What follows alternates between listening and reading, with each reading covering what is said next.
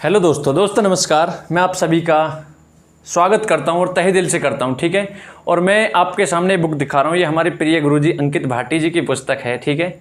उनको मेरा भी प्रणाम। वो बहुत ही कहते हैं ना, उनके लिए जितने वर्ड बोलें वो इतने ही कम है अंकित गुरुजी के लिए। तो उनकी एक बुक है, बहुत ही अच्छी बुक है ये, ठीक है। जीके के लिए तो दिल्ली पुलिस के लिए मैं इसे, अगर आप कहोगे कमेंट करके बता देना, आप 30 दिन में इस पूरी बुक को मैं रटवा दूंगा, ठीक है। और मेरा अंकित गुरुजी को भी तहे दिल से प्रणाम है, ठीक है। उनकी भी ये इच्छा है कि उन्हें मेरे से बहुत आशा है कुछ, ठीक है, किसी जॉब के प्रति, तो मैं उसके लिए भी खरा उतरूंगा अपने टाइम पर, ठीक है। तो मेरा आप सभी से निवेदन है कि इस बुक को अगर आप कमेंट करके बताओगे, मात्र 30 दिन में अगर पूरी तरीके से याद ना करा दूँ तो गारंटी इस बात की होगी, ठीक है। वैसे मुझे मतलब क्वेश्चन डायरेक्ट रटने में इंटरेस्ट नहीं आता, मैं डिटेल में ही पढ़ता हूँ, हालांकि कुछ भी टॉपिक पढ़ता हूँ। इसमें से जो जैसे यूरोप महाद्वीप लिया मैंने आज, ठीक है, इस बुक में से देख ली होगी आपने तरीके से, ठीक है। अब इसमें से क्या है, आपने यूरोप महाद्वीप मैंने ले लिया इसमें से, तो यूरोप महाद्वीप के सारे क्वेश्चन मैंने लिख दिए। आपको अपने आप को चेक करना है, तो आप क्या करोगे, इनके उत्तर लिख दो, बात खत्म हुई। इससे अच्छी प्रैक्टिस क्या है दुनिया में, कुछ नहीं है। आ जाओ तो यूरोप महाद्वीप जो है, इसकी लोकेशन भी देखो, मैं बाद में हो सके थोड़ा सा बायोडाटा अलग से दे दूँ डिटेल में, ठीक है। वैसे आप पढ़ना, देखो आप जो है ना, आप ऐसे ही पढ़ना अच्छा पसंद करते हो, थोड़ा थोड़ा, मतलब वैसे डिटेल में आप नहीं करते, मैंने देख लिया तो आप ऐसे ही देख लिया, आपके लेवल पे अच्छा है, ठीक है। देश कितने हैं आपको पता, 46 देश है इसमें, ठीक है जी। यह विश्व का नगरीकृत महाद्वीप है, ठीक है जी, नगरीकृत महाद्वीप है। और एशिया महाद्वीप को यूरोप से अलग काकेशस पर्वत और आल्प्स पर्वत अलग करते हैं। काकेशस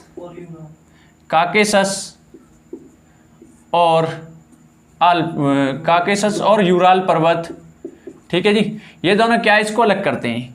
आपको याद रखना होगा, यूराल पर्वत से एक यूराल नदी निकलती है, उसका यहाँ पे कोई लेन देन नहीं है, ठीक है। अगर मैं बात करूं, अगर जैसे यूराल पर्वत की बात आई है, तो जो देश, मतलब कि देखो थोड़ा थोड़ा मैं अलग से भी बताता चलूंगा, चलो थोड़ी देर बाद ही बताऊंगा इस पॉइंट को, क्योंकि मेरा मन नहीं मानता जब तक थोड़ा सा डिटेल में नहीं बता दूं।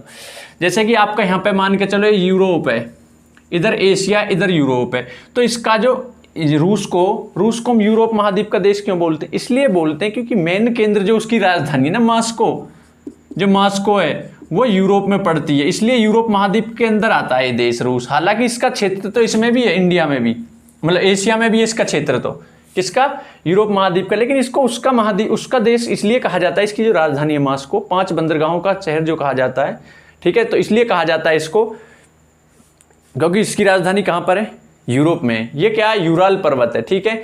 यूराल पर्वत से यूराल नदी निकलती है, आपको याद रखना है। यूराल और काकेशस पर्वत एशिया महाद्वीप को यूरोप से अलग करते हैं, ठीक है जी। क्लियर है, पॉइंट क्लियर है। सबसे महत्वपूर्ण नदी की मैं बात करूं तो डेन्यूब, ठीक है। डेन्यूब नदी जो इसकी सबसे महत्वपूर्ण नदी है, और ये काला सागर में गिरती है। कहां गिरती है, काला सागर, ठीक है जी। अगर मैं आपसे बात करूं सबसे लंबी नदी, वो ये आपकी वोल्गा, ठीक है। आप कमेंट करके बता देना अगर किसी भी टॉपिक को डिटेल में पढ़ना है। इस महाद्वीप को भी मैं डिटेल में पढ़ा दूंगा, मैं इनकी लोकेशन बता दूंगा, कौन सी नदी कहां से निकलती है, ठीक है, किस महाद्वीप में किस देश की कहां स्थिति है, सारी चीज बता दूंगा। लेकिन इस स्तर पर मैं आपको एक वो दे रहा हूं, ठीक है, आपको एक छोटे से ओवरव्यू में महाद्वीप का एक पूरा वो दे रहा हूं डाटा, ठीक है। अगर मैं आपसे बताऊं पो नदी को इटली की गंगा कहा जाता है, ठीक है। इटली की गंगा किसको कहा जाता है, पो नदी को। इंग्लिश चैनल यूके को फ्रांस से अलग करता है, ठीक है जी। यूके को फ्रांस से अलग करता है, ठीक है, फ्रांस से अलग करता है, ठीक है जी। याद रखना इस चीज को, यूके को फ्रांस से अलग कौन करता है, इंग्लिश चैनल करता है। यूरोप महाद्वीप का सबसे बड़ा नगर, यूरोप महाद्वीप का सबसे बड़ा नगर कौन सा है, यूरोप महाद्वीप का सबसे बड़ा नगर कौन सा नगर है, लंदन। देखो लंदन एक इतना फेमस नगर, अगर मैं आपसे बात करूं, लंदन देखा, पेरिस देखा, हमने तो कुछ भी ना देखा, ठीक है जी, ठीक है। ये आप किताबों में पहले पढ़ते होगे, ठीक है, थोड़ा बीच बीच में इंटरटेनमेंट भी होना चाहिए। यूरोप महाद्वीप का सबसे बड़ा नगर लंदन, जो कि टेम्स नदी के किनारे, ठीक है, लंदन, टेम्स नदी, याद रखना टेम्स नदी के किनारे, ठीक है। अगर मैं आपसे बात करूं क्षेत्रफल की दृष्टि से सबसे बड़ा देश, तो रूस, ये विश्व का भी और इस महाद्वीप का भी, ठीक है, रूस। क्लियर है जी। मैं बात करूं यूरोप का भारत किसे कहा जाता है, यूरोप का भारत इटली को कहा जाता है, ठीक है जी, इटली। क्यों कहा जाता है? क्योंकि यहाँ कृषि, भारत की तरह कृषि प्रधान देश है और यहाँ पर आल्प्स पर्वत भारत के हिमालय पर्वत की तरह है। क्लियर है बात? क्लियर है जी। अब गल्फ स्ट्रीम को यूरोप का गर्म कंबल कहा जाता है। क्या कहा जाता है? गर्म कंबल। यूरोप का गर्म कंबल कहा जाता है। ठीक है जी, याद रखना, गर्म कंबल। यूरोप का गर्म कंबल कहा जाता है किसको? गल्फ स्ट्रीम को। स्विट्जरलैंड देश को यूरोप का खेल का मैदान कहा जाता है। यूरोप का खेल का मैदान, खेल का मैदान। ठीक है, यूरोप का खेल का मैदान। फ्रांस की राजधानी पेरिस। पेरिस देखा, लंदन देखा, हमने तो कुछ भी नहीं देखा, आपने सब कुछ देख लिया क्योंकि आपने तो याद कर लिया, इससे ज़्यादा क्या देखोगे आप। ठीक है, तो लंदन देखा, पेरिस देखा, फ्रांस की राजधानी है जिसको शराब और सुंदरियों का शहर कहा जाता है। और शैंपेन शराब फ्रांस में सर्वाधिक फेमस है। फ्रांस की जो शैंपेन शराब है इसलिए फेमस है क्योंकि आप जानते हो शराब बनाने के लिए फलों की आवश्यकता होती है और इटली में सर्वाधिक जैतून और अंगूर पाया जाता है। ठीक है, अब अंगूर सर्वाधिक इटली में पाया जाता है। इटली जस्ट इसके पास ही है, ठीक है, फ्रांस की। ठीक है, और पेरिस सीन नदी के किनारे, इस पॉइंट को भी आप याद रखना। ठीक है जी, ठीक है। और इसको जब एक बात बताओ, सीन नदी और पेरिस को फैशन नगरी कहा जाता है। जब पेरिस सीन नदी के किनारे तो सीन में तो सीन तो फैशन में ही दिखते हैं। ठीक है, याद रखना इस चीज़ को भी। ठीक है, जब एक बात बताओ, तरीके से रहोगे तो काहे सीन दिखेगा, जब फैशन में रहोगे सीन जब ही दिखेगा। ठीक है, फ्रांस की सीन नदी गिरती है, फ्रांस की सीन नदी गिरती है इंग्लिश चैनल में। ठीक है, फ्रांस की सीन नदी कहाँ गिरती है? English channel. इंग्लिश चैनल वही इंग्लिश चैनल है जिसको पार करते, आपने क्वेश्चन सुने होंगे, वही प्रथम इंग्लिश चैनल पार करने वाली महिला कौन थी, प्रथम इंग्लिश चैनल पार करने वाला व्यक्ति कौन था, प्रथम भारतीय इंग्लिश चैनल पार, वही इंग्लिश चैनल है। ठीक है, इंग्लैंड और किस किस के बीच है? यूके और यूरोप के बीच पड़ता है। ठीक है, इन पॉइंटों को, ठीक है, मैंने तो नक्शे में देख रखे हैं, आपको भी थोड़ा ऐसे ही आप याद कर लो। ठीक है, आपके स्तर पर इतना ही पूछा जाएगा। ओके जी, लघु यूरोप फ्रांस को कहा जाता है। किसको कहा जाता है? फ्रांस को। लघु यूरोप फ्रांस को कहा जाता है। और अगर मैं बात करूं क्यों कहा जाता है, क्योंकि ये अपने आप में खाद्यान्न उत्पादक देश है। ठीक है, अरे रुक तो जाओ, लघु यूरोप इसलिए यार खाद्यान्न उत्पादन में आत्मनिर्भर नहीं है क्या? तो फिर आप क्यों मना कर रहे हो यार, हद है। ठीक है, लघु यूरोप फ्रांस को कहा जाता है क्योंकि ये खाद्यान्न उत्पादन में आत्मनिर्भर है। ठीक है, और यहाँ पर क्या होता है अपने आप में, जैसे कि मैं बात करूँ जितना पूरे यूरोप में होता है उतना यहाँ पर एक अपने आप में। ठीक है, इसलिए इसको क्या कहा जाता है? लघु यूरोप कहा जाता है। ठीक है, ठीक है। अगर मैं बात करूँ फिनलैंड, फिनलैंड तो आपने बचपन से ही पढ़ते आओगे। ठीक है, झीलों का देश किसको कहा जाता है? फिनलैंड को कहा जाता है, झीलों का देश। ठीक है जी, ठीक है, याद रखना इसे। फिनलैंड किसानों का देश कहा जा है, फ्रांस को कहा जाता है किसानों का देश। ठीक है, इसलिए कहा जाता है क्योंकि खाद्यान्न आत्मनिर्भर देश है, वो खाद्यान्न उत्पादन में आत्मनिर्भर है, इसलिए इसको क्या कहा जाता है? किसानों का देश भी कहा जाता है। किसको? फ्रांस को।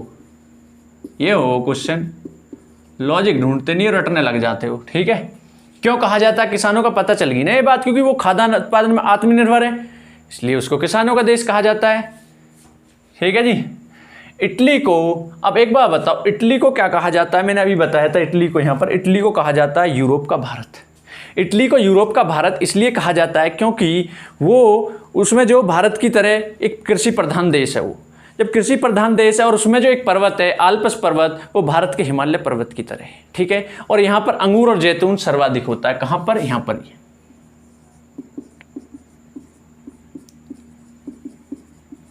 ठीक है जी, याद रखना। और आल्प्स पर्वत जो यहाँ पर याद रखना, वो भारत के हिमालय पर्वत की तरह है। ठीक है जी। अब मैं बात करूँ ब्रेनर दर्रा। देखो, ब्रेन जो होता है ऑस्ट्रेलिया वालों में बहुत अधिक होता है। ब्रेनर दर्रे की बात करें और ग्रेट सेंट बर्नार्ड दर्रे की बात करें तो दोनों में ही इटली आएगा। ठीक है, बस एक में ऑस्ट्रेलिया लगाना, एक में आपको स्विट्जरलैंड लगाना है। बात खत्म, बात खत्म। तो इसमें लगा दो इटली, ऑस्ट्रेलिया प्लस इटली। ठीक है जी, इसमें आप जो लगाओगे यानी कि ग्रेट सेंट बर्नार्ड दर्रे में इटली प्लस स्विट्जरलैंड। ठीक है जी,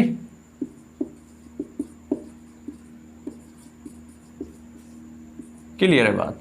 अगर मैं आपसे कहूँ मॉस्को को पास बंदरगाहों का शहर कहा जाता है, क्यों कहा जाता है उस बात पे आप ध्यान मत दो, बस इसको क्या कहा जाता है, ये क्या रूस की राजधानी है, ठीक है। मैं ज़्यादा डिटेल में नहीं जाना चाहता, ठीक है। आपको मेरा बस ये उद्देश्य रहेगा, और आपको ये बुक करानी 30 दिन में करा दूंगा। और अन्य वरना जैसे मैं अब यहीं पर बोलने लगता, भाई रूस की राजधानी मॉस्को, रूस की संसद डायट, ठीक है, रूस को यानी कि रूस का जो भारत में जो स्थान पड़ता है उसको साइबेरिया का, मतलब बहुत चीज़ बनने लगती है, मुद्रा क्या है यहाँ की, ठीक है, और बहुत चीज़ बन जाती है, ठीक है। तो मैं इतना ही चाहूँगा कि इसमें जितना इस बुक के अंदर उतना आपको दूँ, और छोटी से छोटी वीडियो में पूरा मसाला भर दूँ, ठीक है। मॉस्को को क्या कहा जाता है आपको पता है, 5 बंदरगाहों का शहर, ठीक है जी, ठीक है। अगर मैं बात करूं ग्रेट ब्रिटेन और यूके, देखो बहुत ही क्वेश्चन आसान है ग्रेट ब्रिटेन यूके, और लेकिन यहां से आईएएस तक क्वेश्चन पूछा गया ग्रेट ब्रिटेन से। मैं बता रहा हूं कैसे पूछा गया। मेरे पास बुक है वाणी पब्लिकेशन की, उसमें मैंने इस क्वेश्चन को देखा था, आईएएस में पूछा गया था 2012 में, शायद 11 में, ठीक है। तो इसमें देखिए आप ग्रेट ब्रिटेन की मैं बात करूं, यानी ग्रेट ब्रिटेन के अंदर ग्रेट ब्रिटेन में जो है उसके अंदर पढ़ते हैं आपके, एक तो पड़ेगा आपका स्कॉटलैंड, एक पड़ेगा वेल्स, प्लस एक पड़ेगा आपका इंग्लैंड। ये देश पढ़ते हैं, ये क्या है इसके उत्तरी, पूर्वी, उत्तरी और पश्चिमी भाग हैं, ठीक है। यानी एक तरीके से ये याद रखना, आपको कुछ याद नहीं रखना। ग्रेट ब्रिटेन के अंदर कौन कौन से देश आते हैं आपको ऑप्शन में देंगे ये, ठीक है। एक मिलेगा इनमें कि निम्न में से कौन सा देश आता है, या निम्न में से कौन सा देश नहीं, 3 ऑप्शन में एक में मिलेगा, कुछ और दे देगा, ठीक है। यानी फिनलैंड दे देगा, कुछ और दे देगा। तो ये हो गया। अगर मैं आपसे बात करूं यूके यानी यूनाइटेड किंगडम, जो ब्रिटेन है, ब्रिटेन को यूनाइटेड किंगडम कहा जाता है, लेकिन यूनाइटेड किंगडम ब्रिटेन को कब कहा जाता है, तब इन 3 देशों के साथ, यानी कि अगर मैं बात करूं ग्रेट ब्रिटेन में, भाई ग्रेट ब्रिटेन बराबर इतना, तो ग्रेट ब्रिटेन में उत्तरी आयरलैंड को जोड़ दूं, उत्तरी आयरलैंड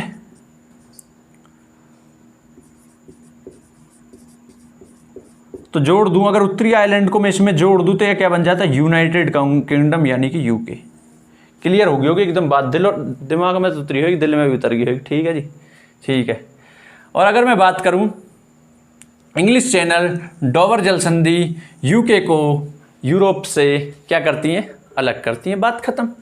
यूके को यूरोप से अलग,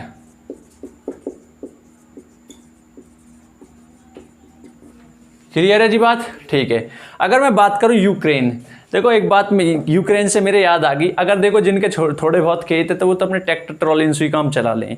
तो क्रेन की आवश्यकता कहाँ पड़ेगी आपको, क्रेन की आवश्यकता पड़ेगी जब आपके घर में आपके बहुत सारे खेत होंगे, खेतों में क्रेन चलेंगी जब गेहूँ डालने के लिए, ठीक है जी। तो यूक्रेन को कहा जाता है, ठीक है। यहाँ पर गेहूं बहुत अधिक मात्रा में पाए जाते हैं, इसलिए इसको रोटी की डलिया और अन्न का भंडार कहा जाता है। समझ में आ गई होगी बात, याद रहेगा। यूक्रेन, भाई क्रेन चलानी पड़ेंगे जब गेहूं बहुत ज्यादा होएगा, हाथन से या ट्रैक्टर ट्रॉली से काम चल रहा, क्रेन जो रीपर होते हैं वो चलेंगे फिर तो, ठीक है। तो मेरा कहने का मतलब ये हुआ, इसको क्या जाता है, अन्न भंडार के कारण और रोटी की डलिया,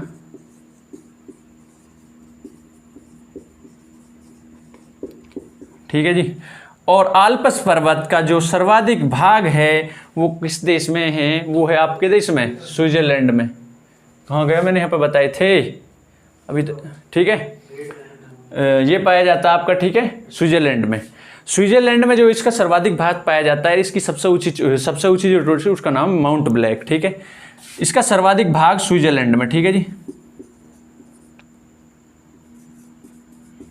सर्वाधिक भाग याद रखना। कुछ देखो मैं आधी चीज लिख रहा हूं, बोल रहा हूं लेकिन मुंह से प्रॉपर, तो आपको ध्यान में रखना होगा। और इसकी जो सबसे ऊंची चोटी है उसका नाम है माउंट ब्लैक, माउंट ब्लैक। और एक बच्चे ने बताया जो कि कहां पर स्थित है, फ्रांस में, ठीक है, याद रखना, याद रहेगा। फ्रांस का सरकारी दस्तावेज, और एक और क्वेश्चन दे दो एक्स्ट्रा में, फ्रांस का सरकारी दस्तावेज को कहा जाता है येलो बुक, ठीक है। अगर मैं आपसे बात करूं, देखो 1-2 क्वेश्चन और बता देता हूं, ठीक है। रोम को कहा जाता है मध्यरात्रि के देश, कहा जाता है मध्यरात्रि का रोम को, क्यों कहा जाता है। अगर मैं बात करूं नॉर्वे को कहा जाता है, सॉरी नॉर्वे को कहा जाता है, नॉर्वे को। नॉर्वे में जो होता है ऐसे ही, नॉर्वे इस तरीके से होता है आपका, ठीक है, ठीक, इस तरीके से होता है, इस तरीके से होते हैं कई सारे देश, फिनलैंड वगैरह, ठीक है, इस उंगली की तरह होते हैं, ठीक है। तो अगर नॉर्वे जो ये देश है इसको मध्यरात्रि का कहा जाता है, ठीक है, मध्यरात्रि के सूर्य का देश।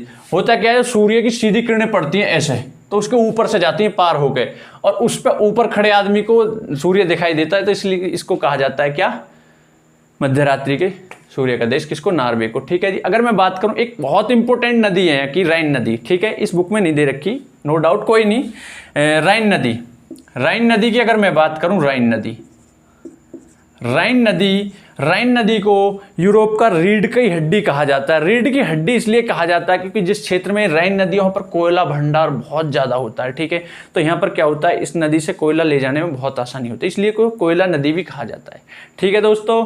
मैं आशा करता हूँ, और ज़्यादा नहीं बताना चाहता, बस मैं यही उम्मीद करता हूँ आपसे कि इस वीडियो को आप ज़्यादा से ज़्यादा शेयर करें, और 30 दिन के अंदर आप कमेंट करके बताएं मुझे प्लीज़। अगर आपको चाहिए तो इस बुक को पूरी को, गारंटी है इस बात की मेरी, पूरी बुक है, अगर मैं 30 दिन में ना करा दूं तो मेरा नाम रविंदर नहीं, ठीक है जी।